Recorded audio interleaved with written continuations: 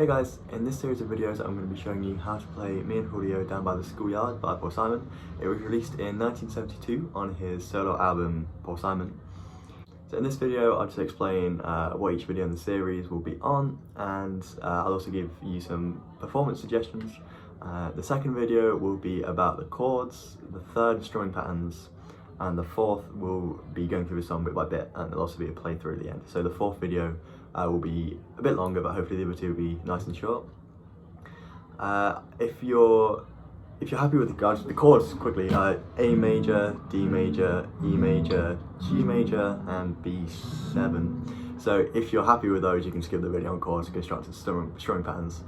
If you're a beginner player, I'd probably recommend you watch all of the videos in order, especially if those chords sounded unfamiliar to you. If those chords did seem familiar to you, you know them already, then you can skip the video on chords. Probably watch the strumming pattern video and the one going through the song step by step, the fourth video. If you're more confident, you could probably just skip through to the end of the fourth video, just watch the playthrough and piece together where the chord changes are just by listening to it.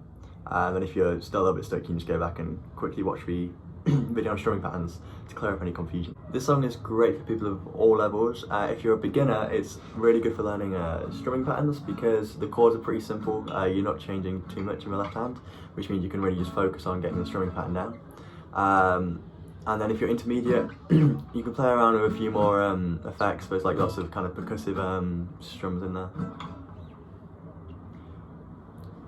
If you're intermediate, it's really good for practicing kind of like performance.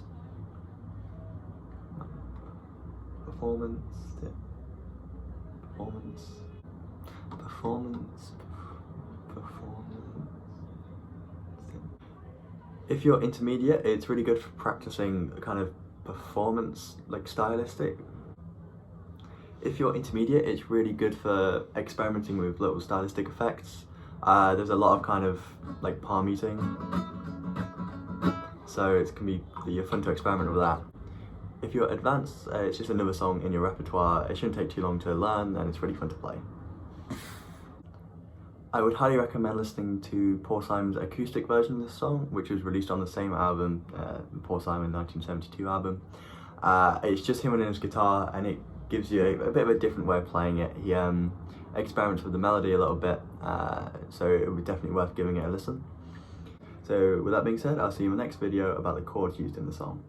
I forgot to say, the links to all the videos will be in the description, and maybe in like a box somewhere if I figure out how to do that.